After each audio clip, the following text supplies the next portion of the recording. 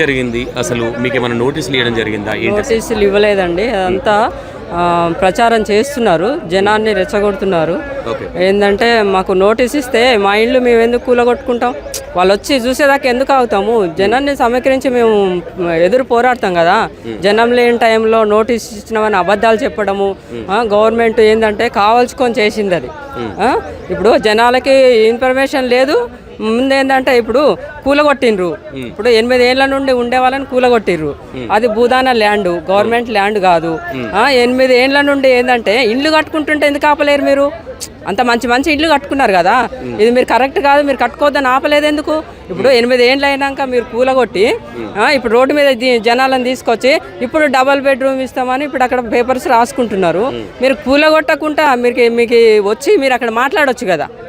కూలగొట్టిన తర్వాత ఆస్తులన్నీ కోల్పోయిన తర్వాత రోడ్డు మీదకి తెచ్చిన తర్వాత ఈరోజు ఏంటంటే మీరు ప్రభుత్వం వచ్చి మేము ఇల్లు ఇస్తాము, కూలగొట్టడం ఎందుకు, ఇవ్వడం ఎందుకు? మాకేందంటే మాకు అదే ల్యాండ్లో ఇల్లు కట్టియాలి మళ్ళీ రిటర్న్. ఇప్పుడు 3 రోజుల నుండి వాళ్ళు నీళ్ళు లేవు, అన్నం లేదు. చిన్న చిన్న పిల్లలు ఎగ్జామ్స్ టైంలో ఇప్పుడు సంవత్సరం అంతా చదువుకుంది వేస్ట్ అయిపోతుంది కదా వాళ్ళ జీవితాలు. ఇప్పుడు రోడ్డు మీదకి తెచ్చిరు వాళ్ళే, గవర్నమెంటే రోడ్డు మీద తెచ్చింది. వాళ్ళకి ఏంటంటే తక్షణమే వాళ్ళకి ఇల్లు ఖచ్చితంగా అదే ప్లేస్లో కట్టియాలి, వేరే ప్లేస్లో మేము ఒప్పుకునేది లేదు. మాకు కావాల్సింది ఏంటంటే మళ్ళీ ఎవరున్నారు అనుకుంటున్నారు అక్క వెనక? ఎవరుంటే స్పష్టంగా తెలుస్తుంది కదా. తుమ్మల నాగేశ్వరరావు ఖచ్చితంగా ఉన్నాడు. ఇప్పుడు కలెక్టర్ ఏంటంటే వాళ్ళు ఎట్ట చెప్పినట్టు అట్లా వింటున్నాడు. ఇప్పుడు కలెక్టర్ ఏంటంటే వాళ్ళు అమలు చేయాలి కదా ప్రజల కోసం, చట్ట ప్రకారంగా వాళ్ళు చేసేది చెయ్యాలి కదా, చెయ్యలేడు ఆయన. ఇప్పుడు ఆయన చేయకపోవడమే ఇదంతా జరిగింది కదా. కలెక్టర్ చేయకపోవడం వల్లనే ఇది జరిగింది. కలెక్టర్ ఏంటంటే తుమ్మల నాగేశ్వరరావు వాళ్ళ ఆధ్వర్యంలో ఉన్నాడు కలెక్టరు. ఇప్పుడే కాదు, మాకు ఫైల్స్ తీసుకొని తిరిగినాం. ఇప్పుడు హైకోర్టు ఇప్పుడు బోర్డు లేదు, అది భూదాన ల్యాండ్, అది బోర్డు లేదు, రద్దు అయింది అని అంటున్నారు కదా. మాకు రద్దు కాకముందే పట్టాలు ఇచ్చిరని మేము మొత్తుకుంటున్నాం. ఇప్పుడు ఆ పట్టాల ద్వారానే మేము హైకోర్టుకి వెళ్ళినాం. హైకోర్టు నుంచి ఆర్డర్ సెట్ ఇచ్చినారు అంటే చట్టాలు కూడా అబద్ధమేనా? కోర్టు కూడా అబద్ధమేనా? ఇప్పుడు హైకోర్టు అబద్ధమేనా?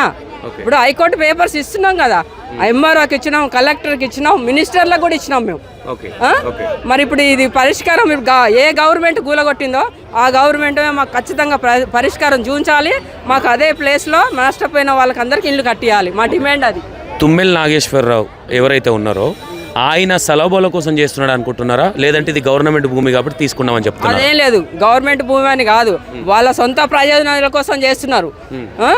ఇది ఖచ్చితంగా అందరికీ తెలుసు. ఇప్పుడు రాష్ట్రాలు అందరికీ తెలుసు. ఇప్పుడు మీడియా ద్వారానే వాళ్ళు ఎందుకు చేస్తున్నారని చిన్న పిల్లల్ని అడిగితే కూడా చెప్తారండి. ఇప్పుడు అది గవర్నమెంట్ ల్యాండ్ కాదు కదా మనం అనుకోవడానికి, పుక్కడికి వచ్చినాయి కాదు, గవర్నమెంట్ కాదు, లేకపోతే వాళ్ళకి సంబంధించిన ల్యాండ్లు కాదు. అది భూదానం బోర్డు ఎందుకు పెట్టిరు, దేనికోసం పెట్టిరు? పేదవాళ్ళ కోసమే కదా. మరి పేదవాళ్ళ కోసం పెట్టింది, పేదవాళ్ళు ఇల్లు ఇట్లా కూలగొట్టడానికి వాళ్ళు ఏం రైట్స్ ఉన్నాయి? మీరు అడిగారా తుమ్మల నాగేశ్వరరావు గారిని ఈ విషయాన్ని? తుమ్మల నాగేశ్వరరావు కూడా కలిసినాము, మాట్లాడినాము. ఆయన ఏంటంటే పోయినప్పుడే ఏదో సమాధానం చెప్తున్నారు. ఇప్పుడు మినిస్టర్ శ్రీనివాసరెడ్డిని కూడా కలిసినాము. ఆయన ఏమంటాడంటే అవును కూలగొట్టినాం కదా, ఇప్పుడు కూలిపోయినాయి, ఆ ప్లేస్ కాదు వేరే ప్లేస్లో ఇస్తామంటారు. వేరే ప్లేస్లో ఎందుకు ఇస్తారండి? వేరే ప్లేస్లో మాకొద్దు, మాకు ఎక్కడ కూలగొట్టిరో మాకు అక్కడనే ఖచ్చితంగా ఇల్లు కట్టియాలి. అంటే దీని వెనక రేవంత్ రెడ్డి గారు హస్తం ఏమన్నా ఉందనుకోవచ్చా? ఏమనుకోవచ్చు అసలు ఇంతగానో? రేవంత్ రెడ్డికి తెలియకుండా ఇవన్నీ వీళ్ళు చేయరు కదా సార్. ఇప్పుడు మినిస్టర్కు తెలియకుండా ఇవన్నీ వాళ్ళ కింది వాళ్ళు చేయరు కదా. ఇప్పుడైతే రిపోర్ట్ పోయి ఉండొచ్చు కదా, 3 రోజులు అయింది కదా. మరి వాళ్ళ స్పందన ఏది? మినిస్టర్లు ఇప్పుడు ఇక్కడున్న ఎంపీలకైనా ఎమ్మెల్యేలకైనా స్పందన వచ్చిందా? వచ్చి కలిసిరా? వాళ్ళు ఏం తింటున్నారు, రోడ్డు మీద ఉన్నారా, వాళ్ళ బతుకులు ఏమైనా అని ఆలోచిస్తుర్రా? ఇంతవరకు పట్టించుకున్నారా? ఏది లేదండి. మరి వాళ్ళు ఏ గవర్నమెంట్ అయితే ఇప్పుడు జనానికి అన్యాయం చేసిందో అదే గవర్నమెంట్ తిరిగి వాళ్ళకి ఇల్లు కట్టియాలని మా డిమాండ్. ఇంతకు ముందు కూడా ఇండ్లు కూలగొట్టాలన్న ప్రయత్నం చేసిర్రు టీఆర్ఎస్ గవర్నమెంట్ ఉన్నప్పుడు అని చెప్తా ఉన్నారు.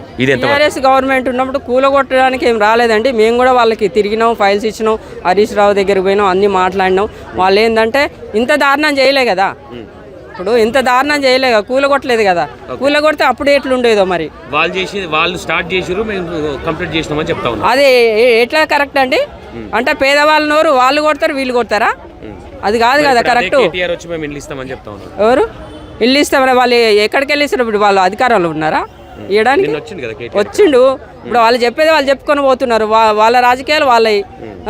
ఇప్పుడు జనాలు నష్టపోతున్నారా? ఇప్పుడు రాజకీయ నాయకులు మెప్పు పొందాలా మేము? జనము ఇప్పుడు రోడ్డు మీదకి వచ్చినారు, వాళ్ళు బతుకులేంది. ఇప్పుడు వాళ్ళు ఏడుస్తున్నారు, వాళ్ళు 3 లక్షలు ఆటో నడిపించుకొని కూరగాయలు అమ్ముకొని కట్టుకున్నారు. ఇప్పుడు ఆయన నష్టపోయారు, తిరిగి మాకు ఇల్లు కావాలంటున్నారు. ఇప్పుడు ఏంటంటే ఓపీడీఆర్ వాళ్ళ మీద తప్పుడు ప్రచారం జరుగుతున్నది. ఓపీడీఆర్ వాళ్ళు ఎక్కడ తప్పులు చేయలేదు, అది నిన్న మొన్న వచ్చిన పార్టీ కాదు, 50-60 ఏళ్ళ పార్టీ. ఇట్లా డబ్బులు వసూలు చేసేది అన్ని అది అంతా బూటకాలు.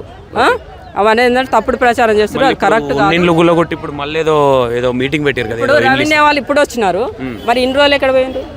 రెవెన్యూ వాళ్ళు కూలగొట్ట ముందు మేము తిరిగినాం కదా, మీరు వచ్చి కొలవండి, మా అద్దులు పెట్టండి అని మేము తిరిగినాం కదా. అప్పుడు రాను రెవెన్యూ వాళ్ళు ఇప్పుడు వచ్చి పేర్లు చదువుతున్నారు. దేనికి?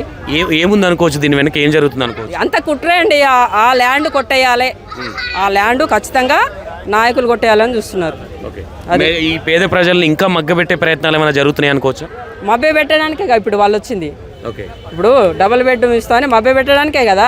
అవి ఎప్పుడు ఇస్తారు? ఇప్పుడు దరఖాస్తులు పెట్టుకున్న వాళ్ళు కోట్ల మంది ఉన్నారు ఇప్పుడు డబుల్ బెడ్రూమ్కి, ప్రతి జిల్లాలో. ఇప్పుడు అందరికి రాలే కదా, కొంతమందికి వస్తున్నాయి. అదే ఎలక్షన్ల ముందు కొంతమందికి ఇస్తారు, కొంతమందికి లేదు. అంతే కదా. జస్ట్ కోపంలో ఉన్నారు కాబట్టి పేద ప్రజలు వాళ్ళని కూల్ చేసే ప్రయత్నాలు అనుకోవచ్చా ఇవన్నీ? అవును, కూల్ చేయడానికి కనిపిస్తుంది కదా అండి. ఈ జనాలు ఏంటంటే వాళ్ళకి తెలియదు కదా, అయ్యో వీళ్ళన్నా రాసుకపోతున్నారు వస్తాయి, కానీ ఇప్పుడు వాళ్ళు అదే ధైర్యం మీద ఉంటారు, వాళ్ళు హెల్ప్ చేస్తూ అంటున్నారు. ఎప్పుడు చేస్తారు? ఈ రోజు వరకు మంచినీళ్ళు ఇయ్యని వాళ్ళు మీకు ఇల్లు ఇస్తారని ఎప్పుడు ఇస్తారు? ఫైనల్గా రేవంత్ రెడ్డి గారు ఇల్లు ఇద్దాము, వాళ్ళు ఏదైనా హెల్ప్ చేయాలనుకుంటే మరి ఏ ఎమ్మెల్యేనో ఎవరో వచ్చి మాట్లాడొచ్చు కదా. ఇప్పటి వరకు ఏ ఎమ్మెల్యేలు ఎవరు రాలే, కాంగ్రెస్ సంబంధించిన వాళ్ళు ఇంతవరకు ఎవరు రాలేదు. మరి వచ్చి జనాన్ని ఆదుకోవచ్చు వాళ్ళు.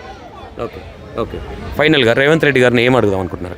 ఏం లేదు, రేవంత్ రెడ్డి సార్ని ఏంటంటే కూలగొట్టిన ఇల్లు తిరిగి మాకు అక్కడే కట్టియాలి, మరి అదే డిమాండ్ మాది. నమ్మకం ఉందా రేవంత్ రెడ్డి గారి మీద మీకు? నమ్మకం ఉందంటే కూలగొట్టినాక ఎట్లా నమ్మకం ఉంటుందండి? తిరిగి కట్టిస్తే నమ్మకం వస్తుంది. ఓట్ల తర్వాత సంగతి, ఓట్ల గురించి కాదు, ఇప్పుడు మా జీవితాల గురించి మేము మాట్లాడేది.